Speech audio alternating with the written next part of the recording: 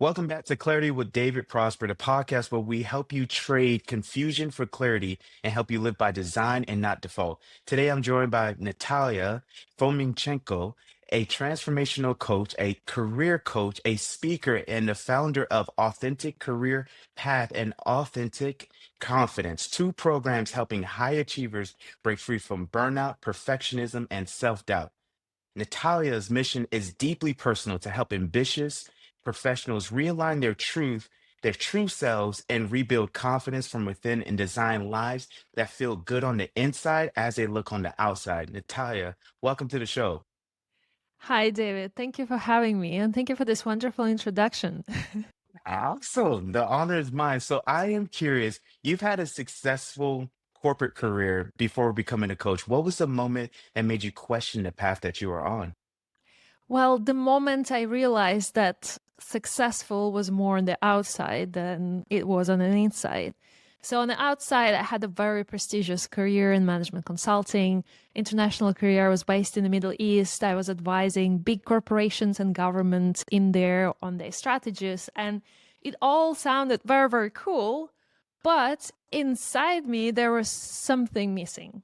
I felt kind of empty. I questioned what my life is for. I mean, all this career and coolness aside, what is my personal impact in the world? And about that time, I also realized that I really don't have anything that I really enjoy. That's why I felt empty. And I tried to feel this emptiness with food. I had an eating disorder. And that was my sign, something is not working, Natalia, there is an alarm going on. So that was the moment when I realized that I have to fix my health and I have to find something that would fill me with meaning. Yeah. Hmm. And now, as a career coach, a transformational coach, a speaker, like what about this specific role that fills you up? Yeah. Well, this is how I feel that my life is worth something because I help people to go from this crisis state of the state of having no idea what they want to do in life, feeling probably the same as I felt years ago when I had this emptiness moment. And so I help them to go to a career that feels meaningful for them specifically. And there is no one size fits all, right? So I find meaning in helping each and everyone find their clarity, their meaning, because when people feel that their life is worth something, then they are doing wonderful things in the world, and that's beautiful. Yeah. I want to circle back. You mentioned eating disorder, and I just didn't want to just go past that as if it didn't mean anything. Like, how did you get through that? Because I've interacted with a lot of people who've had those experiences, and sometimes it's a hard journey. How did you get through it? And what was like your thought process while you were navigating like in that journey? Yeah, that's a great question. It was a long journey. It took me 7 years. It was not an overnight success. And now I think it was a blessing in disguise because it really led me to try all possible modalities out there in the world in terms of mental reframing, in terms of physical exercises, in terms of even spiritual exercises. So you name it, I tried it all. But I think that journey has led me to where I am now, because that journey led me to understand that coaching is one of the most powerful tools. And so the thinking process, answering to your question, was first to realize that the eating disorder is a symptom. It's not a problem in itself. It's just the way how your body learned to respond to certain triggers, like stress, or in my case, it was lack of fulfillment in my career, lack of meaning. And, even metaphorically, because I felt empty of meaning, I tried to stuff myself with food to feel that something that made me feel alive. And so once I understood that it's my lack of fulfillment in career, and once I took steps to change that and find the clarity in my career path and change that career, then it started getting better. I have to say that because of the 7 years journey, your body sort of learns that, you know, eating food is one of the coping mechanisms, right? And so it never unlearns it. So you have to be really attentive and aware of your environment, of your stressors, of your triggers, and you have to take an effort to make sure that you are managing them well. Otherwise, you can slip back into the problem. But I think the fact that now I have the meaning in my career, and now I'm aware enough to know how I relate to different things, that all together help me now be in full recovery. That's powerful. You mentioned there was a void, and the void was meaning and like purpose, and you filled that void with something physical, and that moment of clarity of pivoting and saying, okay, this eating disorder is not really fulfilling me, even though it can temporarily meet that need. And then practicing or living more in your purpose doesn't allow you to slip back into how the eating disorder or the addiction. Yeah. That's powerful. Huh. Thank you. It was painful too. I could only imagine from the outside in, and but the fact that you're on the other side of it and you've healed from it, and you said you're in recovery, so it seems like a practice. Am I Yeah. getting that correct? Yeah, Okay. correct. You got it very right, because it's a practice. It's not something that you can, you got a powerful reframe and you forgot about it. As I said, your habits form certain pathways that are still there, and so if you're not attentive enough, your brain or your body would still use those pathways. But it's not about eliminating those pathways. It's about creating alternative pathways and choosing them over and over again. Creating alternative pathways and choosing them over and over. That is a nugget that I want our listeners to take away, because that's what is resonating with me. I want to make a slight pivot. Like, many high performers struggle with burnout and identity crisis. Why do you think it's so common today? Ooh, one of my favorite questions. Well, burnout comes, I mean, there are different, obviously, reasons, but in a nutshell, it comes from doing excessively and not being able to actually rest enough, or understand why you're doing what you're doing excessively. It's just like this hamster wheel. And at some point, you get out of breath and you burn out, because even though you think that you should be doing all these things, your body thinks that you need to rest. And so many of us, and especially high achievers and high performers, they always live in this notion of not enough, A, and B, they don't know how to rest. They often feel guilty about taking a break. And so when you are doing over time this hamster wheel and you're not taking a break, eventually your body does not have anything better to offer but to literally force you to shut down or to reset. And that's how we have burnouts.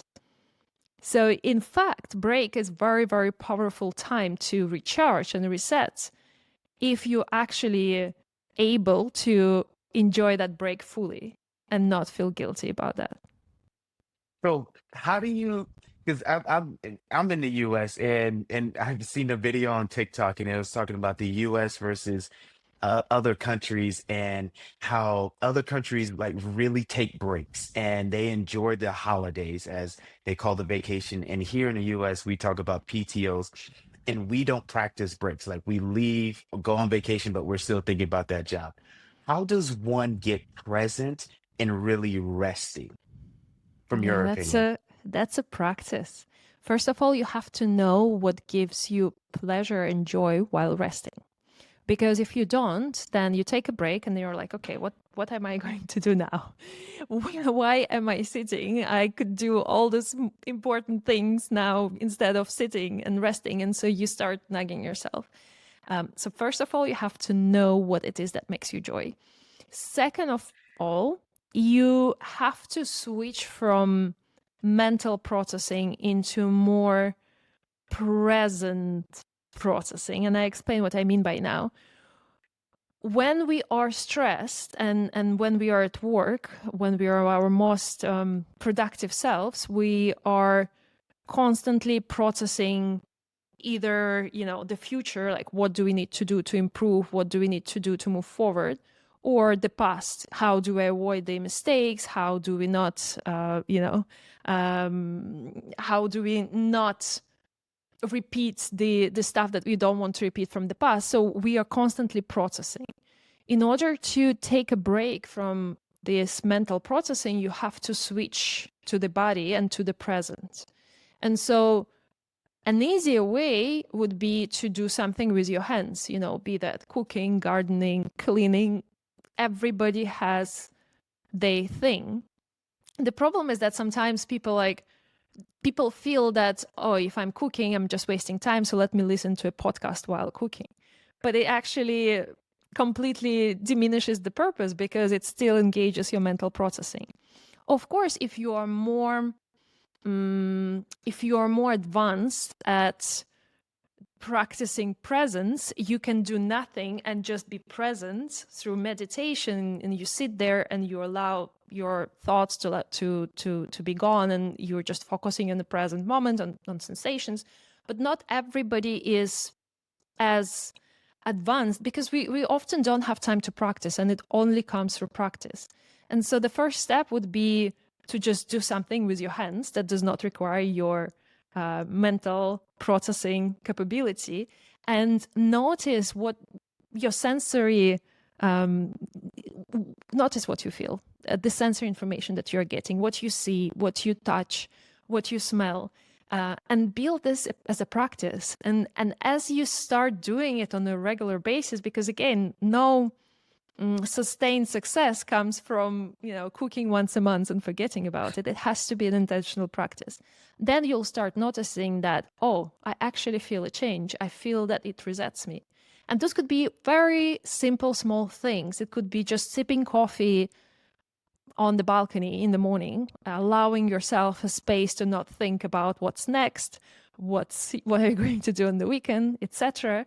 Just enjoying the present, noticing the birds around you. I don't know, but practicing cultivating this present awareness. Hmm.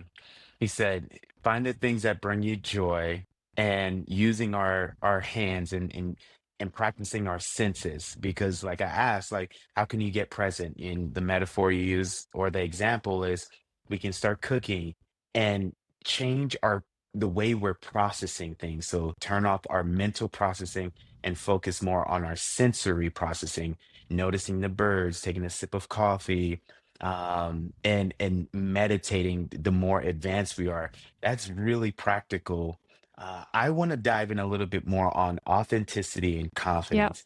So what does authentic confidence mean to you, and how does it differ from traditional confidence? Yeah, that's a great question. Also, I have to compliment you on your ability to summarize. That was great. Thank you. Authentic confidence. Yes. There are two buzzwords, right? Authenticity and confidence. Everybody wants it, but not everybody knows what it means exactly. So let's start with authenticity.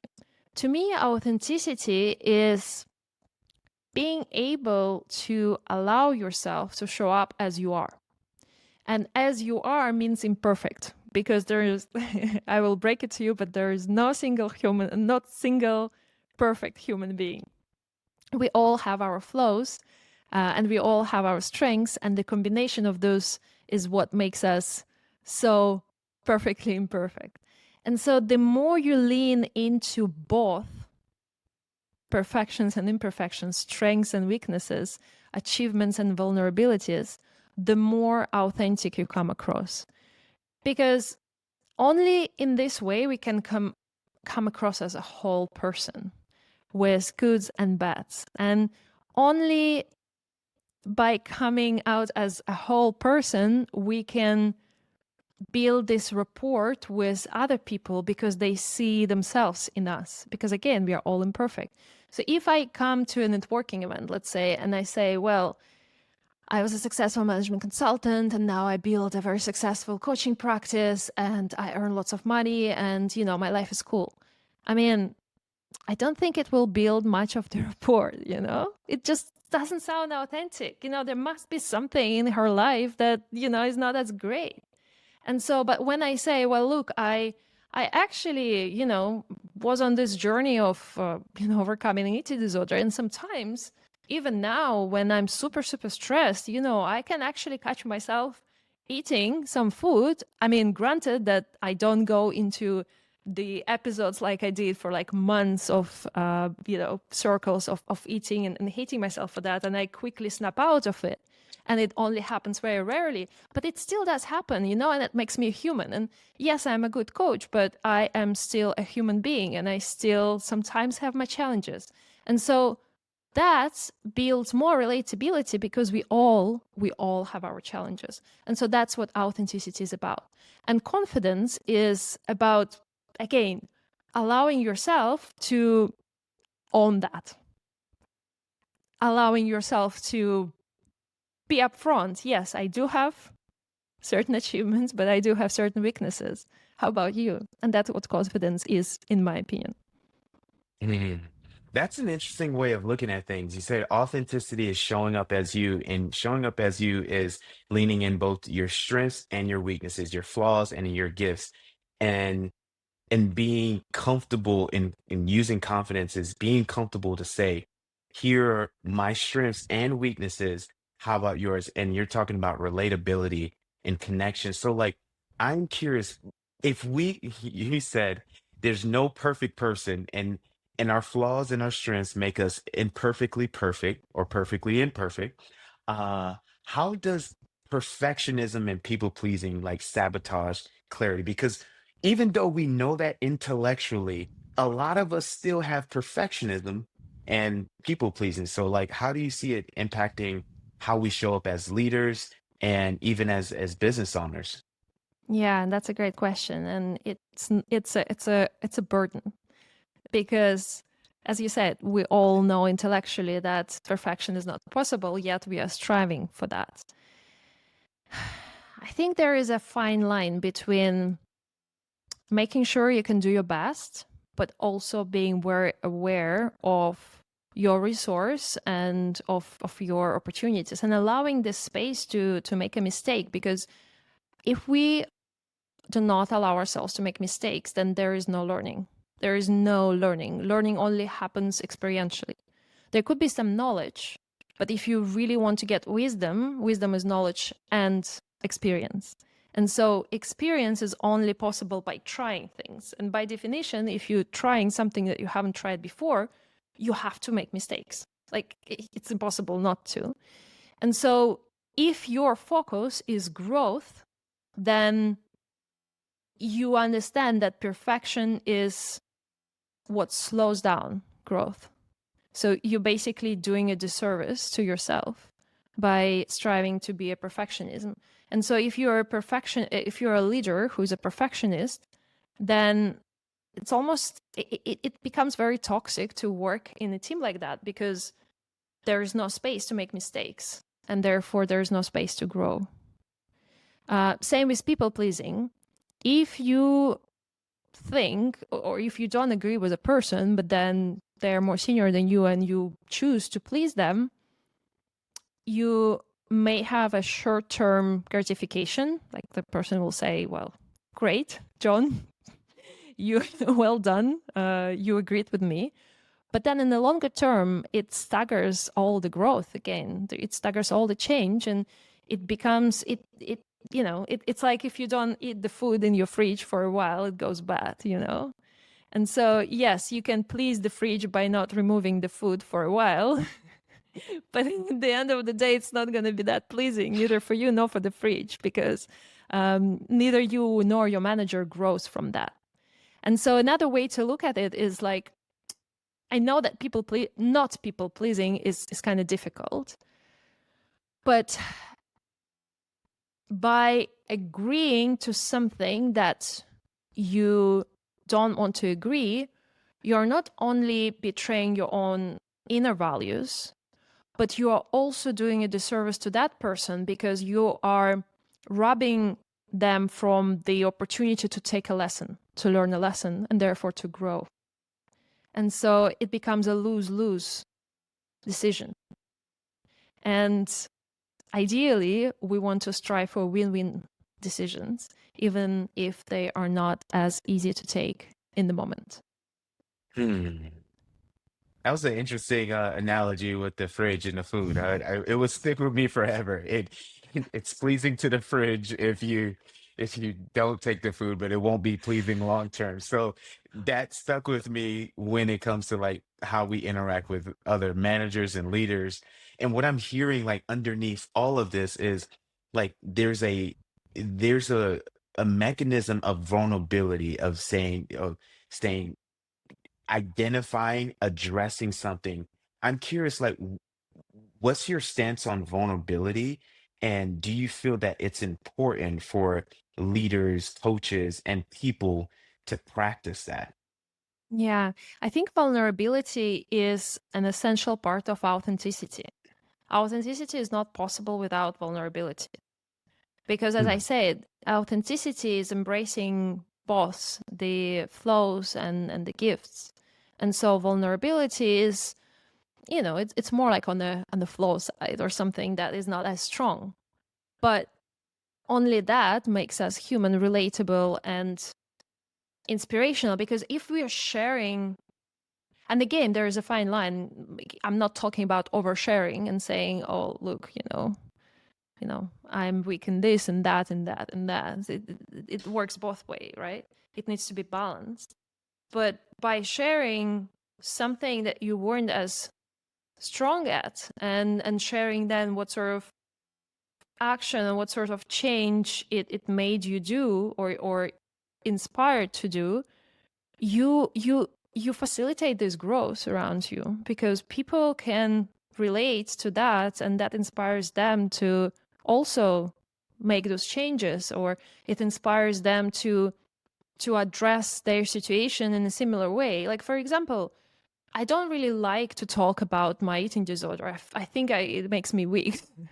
But I think that the fact that it's possible to be in recovery by talking about it, I hope I do inspire people who maybe they're losing their hope. And maybe by hearing that, they will find strength and energy to try other things, and keep walking this path to get better in the future. And the same way works with any other vulnerabilities. Sharing courage, you're saying you don't like talking about the eating disorder, but even in your dislike of talking about it because you perceive it as weak, the intention and the hope is that it inspires someone to step into their recovery. Now, I'm curious, like for someone listening who feels burnt out, who feels stuck or confused, like what's the first step that they can start taking to gain a little bit more clarity in their journey, whether it's career, personally? What would you suggest? Yeah, well, first of all, I would suggest to take a pause. If you are feeling that your house is not going in the right direction, if you're burnout, it's time to take a pause. If you continue at your pace, even even if you think that the stakes are high and you cannot stop right now, trust me, it might be worse in the long term. So it's time to pause now. That's what your body is signaling. Now, when you pause, that's time to reconnect with yourself and reflect on what has been the journey that led you to where you are, and what is the path that you would rather take instead of the path that you are taking that led you to burnout or an eating disorder. What it is that you aspire to be in going forward. And granted, this reflection is not easy on our own, because we are so caught up in our thoughts and our habitual thinking. And if we want to have something new in our lives, we have to start doing something new, right? And if we knew what it is that we can do, we would probably started doing that already, but we didn't because we don't know.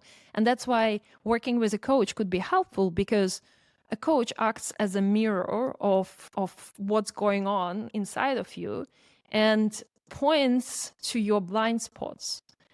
Because understanding what really ultimately important to you, not what your family says is important or society says is important, but what is actually that you want, because essentially it's your life. You kind of want to maximize your enjoyment from this experience. It's not that long. And so once you start understanding what it is that is truly important to you, then you can start thinking about, how do I become that person, and what sort of career or lifestyle or health that person would have. And then little by little, again, without overwhelm of like pressure to become that person overnight, you start taking those steps. Again, it's way easier with someone who's walking with you side by side and supporting you.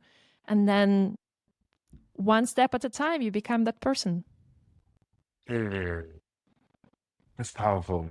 And I love the benefit of how you've positioned a coach. It becomes a mirror, and they can see your blind spots so that they can help you refine the process. And you said earlier, reframe how we're looking at things. If our listeners remember one thing from you today, what would it be? What would you want it to be? You already have everything you need to get what you want. You already have everything you need to get what you want. It's up to you what you do with this. Mm. The analogy I see, and thank you for this analogy I see, is it's a seed. And as you say, you already have everything you need to get what you want. And a seed eventually becomes a tree, and a tree becomes it becomes able to produce fruits that services and how we serve the world. And when the fruits die, the seed goes back and it just becomes this cycle. So that's the visual that you just gave me. So thank you. That's a Oh, beautiful visual. Yeah, that's a beautiful visual. And also, even if you think, oh my God, like what is she talking about? I have a burnout. So how can it be everything that I need? Maybe you need a burnout to rethink your life, as harsh as it sounds. Maybe you've ignored the signs before, and you are where you are now. But regardless of where you are, you already have everything you need to get what you want. It's up to you what you do with that. You have a choice.